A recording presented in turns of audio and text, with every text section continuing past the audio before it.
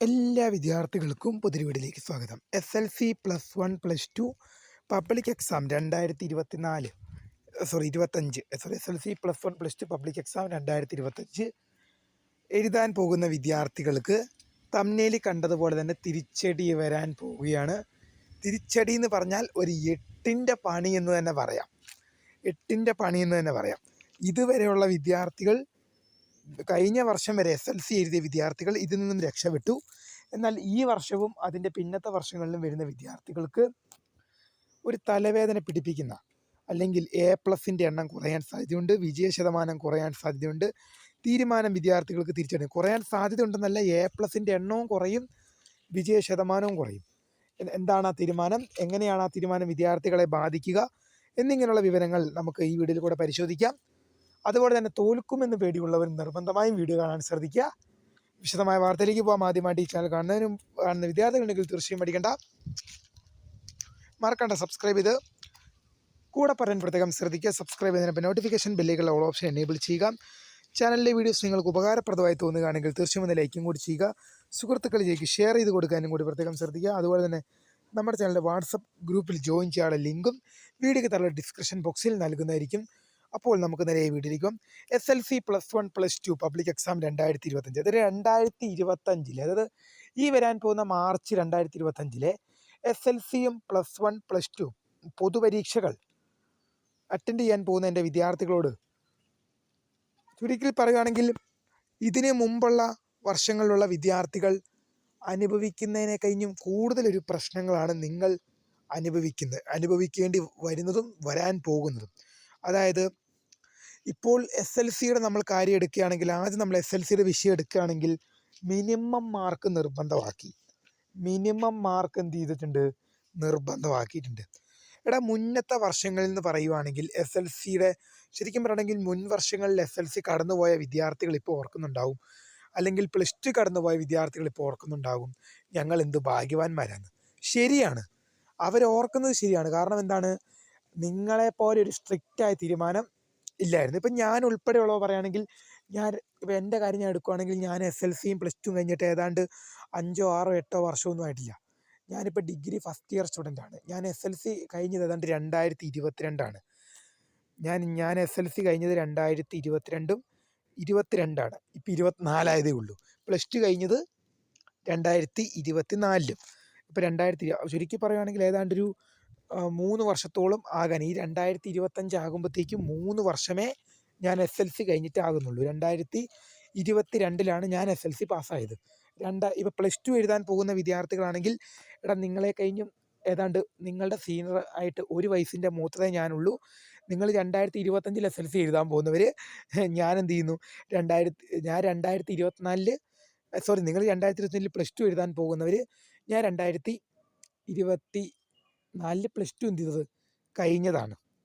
അപ്പോൾ ഏതാണ്ട് നിങ്ങളെ കഴിഞ്ഞും 1 വയസ്സിൻ്റെ സീനിയറാണ് ഞാൻ. അപ്പോൾ ഞാൻ SLCയും +2 കഴിഞ്ഞിട്ട് അധിക കാലമൊന്നും ആയിട്ടില്ല.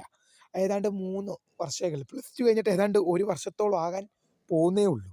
1 വർഷത്ര ആകാൻ പോകുന്നേ ഉള്ളൂ. അപ്പോൾ അങ്ങനെ വരുമ്പോൾ എനിക്ക് ഈ പാറ്റേണുകളെ, നിങ്ങളുടെ ഈ പാറ്റേൺ, ഇതിന് മുമ്പുണ്ടായിരുന്ന പാറ്റേണും ഇനി വരാൻ പോകുന്ന പാറ്റേണും എല്ലാം എനിക്ക് A to Z കാര്യങ്ങൾ അറിയാം.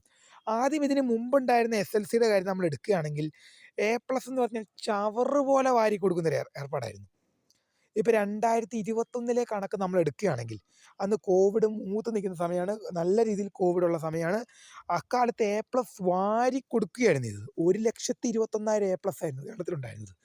1,21,000. ഈ കേരളത്തിന് സെഞ്ചുറി അടിച്ചെന്ന് തന്നെ പറയാം. സെഞ്ചുറി അടിച്ചെന്ന് തന്നെ പറയാം. കാരണം വെച്ചാൽ എന്താണ്, ഇതുവരെ ഒരു വർഷത്തിലും എന്താണ്, ഏതാണ്ട് 50,000 മേലെ പോലും A+ പോയിട്ടില്ല. ഏതാണ്ട് 1 വർഷം കണ്ടത്ര 70,000 കണ്ടുപോയി. പക്ഷെ 1,00,000 മേലെ ഇതുവരെ ഒരു വർഷവും പോയിട്ടില്ല. 2021 1,00,000 മേലെ A+ പോയത്. അക്കാലത്ത് എന്തായിരുന്നു, ആകെ അവർ പറയുന്ന പാഠം മാത്രം പഠിച്ച ഫോക്കസ് ഏരിയ എന്നൊരു സിസ്റ്റം ഉണ്ടായിരുന്നു. ഫോക്കസ് ഏരിയ എന്ന് ആ സമയത്ത് നിങ്ങൾ ഏതാണ്ട് 6ലോ 7ലോ പഠിക്കുന്ന സ്റ്റുഡൻസ് ആയിരിക്കും. SLCക്കാർ 6ലോ 7ലോ പഠിക്കുന്ന സ്റ്റുഡൻസ് ആയിരിക്കും. അപ്പോൾ അങ്ങനെ വരുമ്പോൾ എന്ത് ചെയ്യും? അങ്ങനെ വരുമ്പോൾ എന്ത് ഫോക്കസ് ഏരിയ അതായത് ഫോക്കസ് ഏരിയയിൽ എത്ര 40-50% പാഠഭാഗങ്ങളെ ഉൾപ്പെടുത്തിയിട്ടുണ്ടായിരുന്നുള്ളൂ.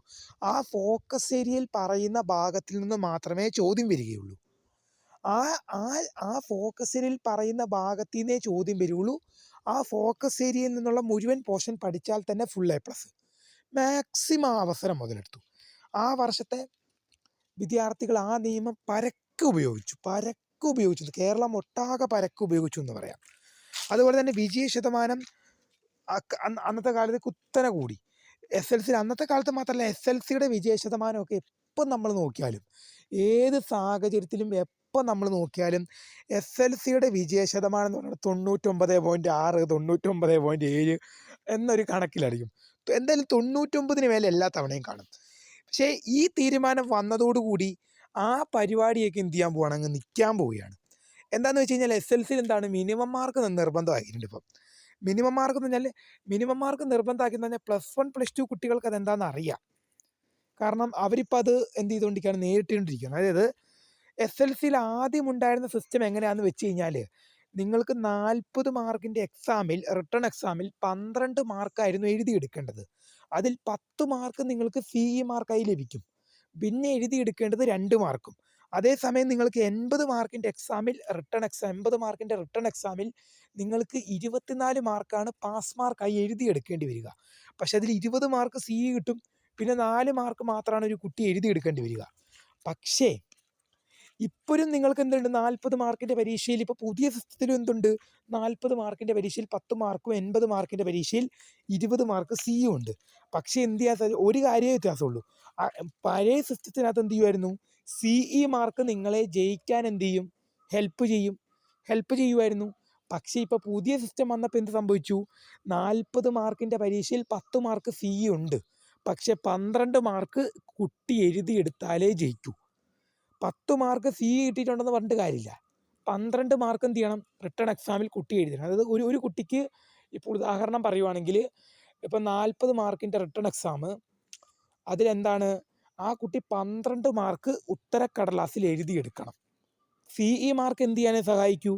ഗ്രേഡ് കൂട്ടാനേ സഹായിക്കൂ. അത് പറഞ്ഞ പോലെ തന്നെയാണ് 80 മാർക്കിൻ്റെ എക്സാമിലേക്ക് പോകുന്നത്. 80 മാർക്കിൻ്റെ എക്സാമിലേക്ക് പോകുമ്പോൾ CE മാർക്ക് 20 ഉണ്ട്. പക്ഷെ അത് നിങ്ങളുടെ ഗ്രേഡ് കൂട്ടാനേ സഹായിക്കൂ. ആ 80 മാർക്കിൻ്റെ റിട്ടൺ എക്സാമിൽ 24 മാർക്ക് എന്ത് ചെയ്യണം? എഴുതിയെടുക്കണം. ആ 80 മാർക്കിൻ്റെ എക്സാമിൽ 24 മാർക്ക് നീ എന്ത് ചെയ്യണം? എഴുതിയെടുക്കണം. എന്നാലേ നീ ഉപരിപഠനത്തിന് യോഗ്യനാകുള്ളൂ. ആ അധ്യാപകൻ തരുന്ന 20 മാർക്ക് നിൻ്റെ ഗ്രേഡ് കൂട്ടാൻ. ഇപ്പോൾ ഉദാഹരണം പറഞ്ഞാൽ C+ൽ കിടക്കുന്ന വിദ്യാർത്ഥിനെ C+ൽ കിടക്കുന്ന വിദ്യാർത്ഥിയെ Bയിലേക്കോ അല്ലെങ്കിൽ B+ലേക്കോ എത്തിക്കാൻ സാധിക്കും. അങ്ങനെ ഗ്രേഡ് കൂട്ടാനല്ലാതെ CE മാർക്ക് എന്ത് ചെയ്യാൻ സഹായിക്കില്ല? നിങ്ങളെ ജയിക്കാൻ ഹെൽപ്പ് ചെയ്യില്ല. അതാണ് ഞാൻ ആദ്യമേ പറഞ്ഞത്, വിജയ ശതമാനം കുറയുമെന്ന്. പിന്നെ A+കളുടെ അപ്പോൾ അടുത്ത ചോദിക്കുന്ന A+കളുടെ എണ്ണം എങ്ങനെയാണ് സാറേ കുറയുന്നതെന്ന്. A+ൻ്റെ എണ്ണവും കുറയും. അതെങ്ങനെയാണെന്ന് വെച്ച് കഴിഞ്ഞാൽ പറയാൻ പോകുന്നത്, ഇപ്പോൾ പുതിയൊരു സിസ്റ്റം അതിലുണ്ട്. എത്ര പഠിക്കുന്ന വിദ്യാർത്ഥികളെയും കുഴപ്പത്തിലാക്കാൻ കഴിയുന്ന വിധം 20% ചോദ്യങ്ങൾ ക്വസ്റ്റ്യൻ പേപ്പറിൽ ഉൾപ്പെടുത്തും. അതായത് അത് നിങ്ങളെ ഉദ്ദേശിച്ചാണ്. അതായത് ഈ ഫുൾ A+ വേണമെന്ന് ലക്ഷ്യം വെച്ച് നടക്കുന്ന ഒരുപാട് വിദ്യാർത്ഥികളുണ്ട്. SLCക്ക് ഫുൾ A+ ഒക്കെ വേണമെന്ന് വെച്ച് നടക്കുന്നത്. അങ്ങനെയുള്ള വിദ്യാർത്ഥികളെ ഉദ്ദേശിച്ച് A+ൻ്റെ എണ്ണം കുറയ്ക്കാനും, അത്രയ്ക്ക് അർഹതയുള്ള കുട്ടികൾ എന്ത് ചെയ്താൽ മതി? A+ കിട്ടിയാൽ മതി എന്ന ലക്ഷ്യത്തോടെ. അതായത് ചവറ് പോലെ, അതായത് സാധാരണ വർഷങ്ങളിൽ ഞാൻ പറഞ്ഞില്ലേ, കഴിഞ്ഞ വർഷത്തെ 40,000 സംതിങ്ങോളം A+ ഉണ്ട്. 99.9% വിജയമുണ്ട്. അപ്പോൾ ഇപ്പോഴത്തെ സിസ്റ്റം എന്ന് പറയുകയാണെങ്കിൽ എന്തെന്ന് വെച്ച് കഴിഞ്ഞാൽ, ഒരു കണക്കിന് അത് ഉപകാരമാണ്. പക്ഷെ പഠിക്കുന്ന വിദ്യാർത്ഥികൾക്ക് ഇത് ഉപദ്രവവുമാണ്. പഠിക്കുന്ന വിദ്യാർത്ഥികൾക്ക് എന്താണ് പ്രശ്നം എന്ന് വെച്ചാൽ, മിനിമം മാർക്ക് എഴുതിയെടുക്കണം. പുറമേ ഉള്ളവർ പറയുന്നത് ഇപ്പം സോഷ്യൽ മീഡിയകളിലായാലും പൊതുജനാഭിപ്രായമായാലും സോഷ്യൽ മീഡിയകളുടെ അഭിപ്രായമായാലും അവർ പറയും കഴിവുള്ളവർ ജയിക്കട്ടെ എന്ന്. പക്ഷേ ഇത് കുട്ടികളെ സംബന്ധിച്ച് നോക്കുമ്പോൾ നിങ്ങൾക്ക് തിരിച്ചടിയാണ്. കാരണം എന്താണ്? കുറച്ച് പഠനത്തിൽ പിന്നോട്ട് നിൽക്കുന്ന കുട്ടികൾക്ക്, പഠനത്തിൽ ആവറേജ് നിൽക്കുന്ന കുട്ടികളെയും നല്ല രീതിയിൽ പഠിക്കുന്ന കുട്ടികളെയും ഇത് ബാധിക്കുന്നില്ല. തോൽവി എന്ന പ്രശ്നം ബാധിക്കുന്നില്ല. പക്ഷേ എന്തുണ്ട്? അത്യാവശ്യം പഠനത്തിൽ പിന്നോട്ട് നിൽക്കുന്ന കുട്ടികൾക്ക് എന്ത് ചെയ്യുന്നുണ്ട്? നല്ല രീതിയിൽ ബാധിക്കുന്ന പ്രശ്നം. ഞാൻ അത്ര വലിയ പഠിക്കുന്ന SLC പഠിക്കുന്ന സമയത്ത് ഞാൻ അത്ര വലിയ പഠിക്കുന്ന കുട്ടിയൊന്നും ആയിരുന്നില്ല. എനിക്ക് ഒരേ A+ ആയിരുന്നു SLCയിൽ ഉണ്ടായിരുന്നു. +2ൽ ഞാൻ പ്ലസ് ടുവിൽ എനിക്ക് എത്രയാണ് A+ ഒന്നും ഇല്ലായിരുന്നു, പക്ഷേ 3 A ഉണ്ടായിരുന്നു. എനിക്ക് പ്ലസ് ടുവിൽ എത്രയാണ് 3 A+ പോയത് ഏതാണ്ട് 5 6 മാർക്കിന്, 1 to 5 മാർക്കിനിടയിലാണ് എനിക്ക് 3 A+ പോയത്. പ്ലസ് ടുവിൽ ഞാൻ അത്യാവശ്യം പഠിക്കാമായിരുന്നു. SLCയിൽ ഞാൻ കുറച്ച് ഉഴപ്പായിരുന്നു. അപ്പോൾ ഇപ്പോൾ തോന്നുന്നത് അന്ന് ഞാൻ ശരിക്കും പറഞ്ഞാൽ ഇപ്പം എനിക്ക് തോന്നുന്നുണ്ട്, ഞാൻ ഈ പ്ലസ് ടുവിൽ പഠിച്ച പഠിത്തം SLCക്ക് പഠിച്ചിരുന്നെങ്കിൽ മിനിമം ഒരു 3 അല്ലെങ്കിൽ 4 A+ ഞാൻ സുഖമായിട്ട് എടുത്തേനെന്ന്. പക്ഷെ അന്ന് കുറച്ച് ഉഴപ്പി. അങ്ങനെ എന്തുണ്ട്, പഠനത്തിൽ കുറച്ച് പിന്നോട്ട് നിൽക്കുന്ന കുട്ടികളുണ്ട്. അവരെ സംബന്ധിച്ച് എന്താണ്, ഇത് തിരിച്ചടിയാണ്. പിന്നെ ഇത് A+കളുടെ എണ്ണം കുറയ്ക്കുന്നത്, എത്ര പഠിക്കുന്ന കുട്ടീനെയും കുഴപ്പത്തിലാക്കാൻ കഴിവുള്ള ചോദ്യങ്ങൾ ക്വസ്റ്റ്യൻ പേപ്പറിൽ ആഡ് ചെയ്യും. എത്ര പഠിക്കാൻ കഴിവുള്ള കുട്ടിയെയും കുഴപ്പത്തിലാക്കാൻ കഴിയുന്ന വിധമുള്ള ചോദ്യങ്ങൾ എന്ത് ചെയ്യുന്നുണ്ട്, പൊതുവിദ്യാഭ്യാസ വകുപ്പ് ക്വസ്റ്റ്യൻ പേപ്പറിൽ ആഡ് ചെയ്ത് തരുന്നുണ്ട്. അപ്പോൾ ഇതെന്താണ്, നിങ്ങൾക്ക് തിരിച്ചടിയാണ്. A+ ലക്ഷ്യം വെക്കുന്ന കുട്ടിയെ നിനക്ക് തിരിച്ചടിയല്ലേ. നീ എത്ര പഠിച്ചിട്ട് പോയാലും, നീ എങ്ങനെയൊക്കെ ബുക്ക് തലകെ തിരിഞ്ഞ് പഠിച്ചാലും, എത്ര എണ്ണത്തെയും ഒന്ന് കൺഫ്യൂഷനാക്കാൻ അല്ലെങ്കിൽ ഒന്ന് കുഴപ്പത്തിലാക്കാൻ കഴിവുള്ള വിധം ക്വസ്റ്റ്യൻ പേപ്പറിൽ 20% ചോദ്യങ്ങൾ എന്ന് പറയുമ്പോൾ 20% ചോദ്യങ്ങൾ എന്ന് പറയുമ്പോൾ ആ 20% ചോദ്യങ്ങൾ പോയി കഴിഞ്ഞാൽ നിനക്ക് A+ കിട്ടുമോ? അല്ലെങ്കിൽ അതിൽ 10% ചോദ്യങ്ങൾ പോയി കഴിഞ്ഞാൽ നിൻ്റെ A+ എന്ന സ്വപ്നം അകന്നു പോകില്ലേ? അതാണ്, ഇനി A+ലേക്കുള്ള ദൂരം വളരെ ഏറെയാണ്. പിന്നെ ഈ മിനിമം മാർക്ക് സിസ്റ്റം നടപ്പാക്കിയതോടെ മറ്റൊരു കാര്യം സംഭവിക്കാൻ പോകുന്നതിന് വിജയ ശതമാനം കുത്തനെ കുറയും.